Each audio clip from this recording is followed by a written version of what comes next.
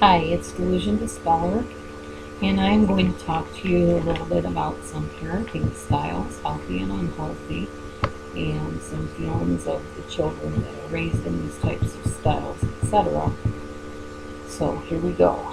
Okay, first thing I want to tell you is fear plus duty equals unhealthy relationship with parents and pathological attachment. What do I mean by that?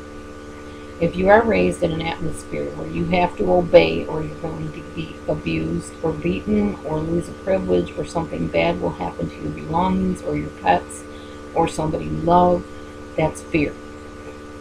Duty is just what I talked about on the first tape, that you are expected to submit without questions asked, unquestionable obedience. And this equals a very unhealthy dynamic in a relationship with your so-called parents. And I say so-called because those of you that know my feelings about the egg donor, sperm donor thing versus parents, you'll understand. It takes a special kind of individual, a very selfless one, to be a true parent and even bear the right to wear that title of parent. But for the time being, I will use the word parents because it signifies somebody that is the caretaker. Okay. So fear plus duty equals an unhealthy relationship with your parents. It also leads to pathological attachment. Perhaps you've seen people, and maybe you may be one yourself, who has this type of attachment to your parent where you cannot take a job without asking their advice. You have to call them every time something happens to you because you feel they deserve to know about it. It's a pathological attachment beyond the normal, hey mom, what's up, how are you doing, just calling to keep in touch. It's this thing that's been invoked or revoked in you. I don't know if it's invoked or evoked, but at any rate, it's been created and stirred up within you that you owe this to the parent, that somehow you are indebted to them, and you are so attached that oftentimes you don't have your own feeling of autonomy and the right to make your own decisions. People that cannot admit that they resent their parents often become sick, physically or otherwise, unless they unfortunately project those feelings of resentment onto their own children. So either you're going to deal with your feelings from your messed up childhood, or you may end up projecting those feelings onto your own children and neglecting or abusing them. It's very possible. Idealizing a parent often means you have to split, which means you see them as all good or all bad. Or maybe you have two parents and you see mom as all good and dad as all bad. Either way, what it means is that you cannot see them as individuals with both good and bad in them. This happens to a child because when a mother is evil or mean to the child, they don't understand that just because that parent is mean and evil at that time, they also have the tendency and ability to act good. Now, does that make them good? No. But in the child's mind, they see them as bad mom or good mom, even though it's just mom with bad and good tendencies. As an adult, if this isn't dealt with as a child, they tend to do this to other people, other adults.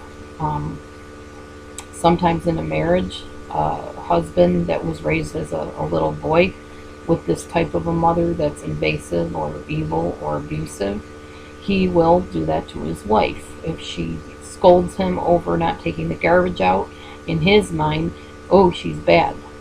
And then if she takes him out to eat with her next paycheck, she's all good.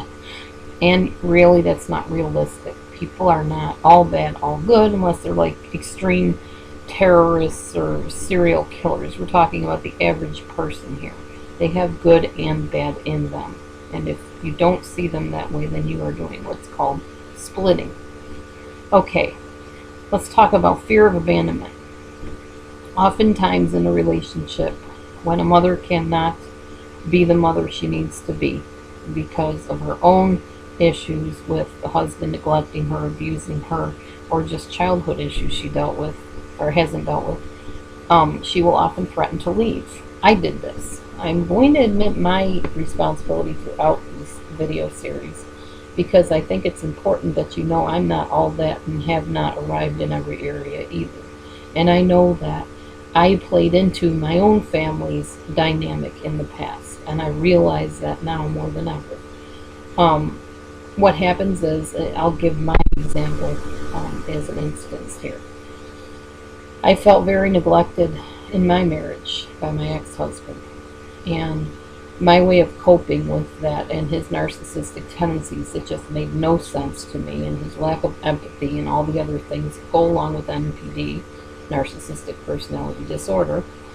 I withdrew into an internet addiction for several years. I would also threaten to divorce him and leave him, but I didn't. I would threaten it, but I wouldn't follow through. I did this in front of the children. Therefore, what message were my children getting? One day we're going to come home and mom's not going to be here. But every day they would come home and mom was always there. So what did that teach them? They can't trust mom's word, and mom's just blowing smoke and steam. And as they got older, they would say that to me. Mom, you say you're going to leave, but we know you're not.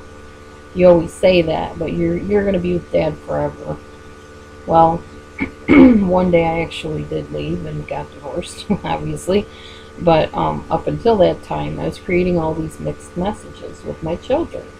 You can imagine a child, her parents are fighting.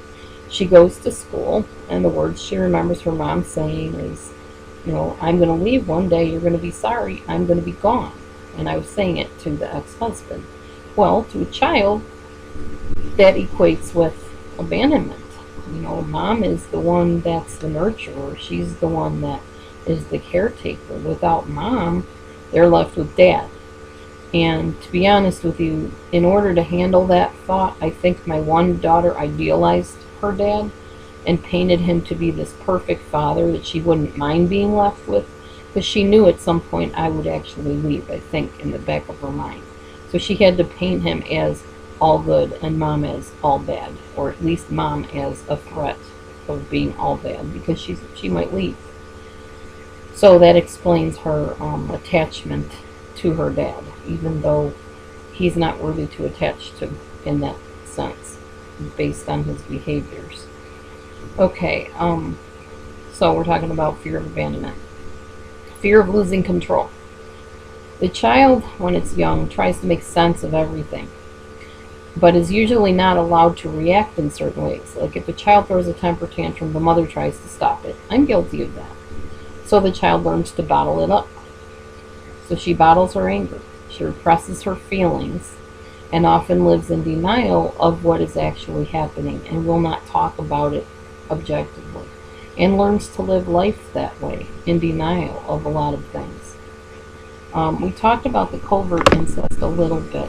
Now, I wanted to get a little bit more into the details of what that involves, and then I will talk about it again later, I believe. What does covert incest look like? Now, first of all, we're not talking about incest like sexuality between a man and his son or daughter. We're not talking about that, or a woman and her son or daughter. I'm talking about incest in the sense of turning that child into a surrogate parent or surrogate spouse, if you will. It's basically making that child into the wife or the husband that you do not have. Getting your adult needs met by that child versus working things out and getting those needs met with your adult partner. This could consist of house cleaning. The child is made to feel like they are the better house cleaner, so daddy approves. And daddy scorns the mother because she can't clean as good as the child can. The child becomes the father or mother's companion, closest companion, confidant. They may be praised for their cooking ability. And in my case, my daughter was put in charge of running our family business, and I was told I needed to submit to her and obey her at all times, because after all, she knew how to manage money a lot better than I could and could run the business herself. So let's get back to this in a little while. As always, if you're in an unsafe situation, if it's safe to do so, get out. Don't keep family secrets. It's the hidden things that stay hidden that are the most dangerous. Stay tuned for the next in this series.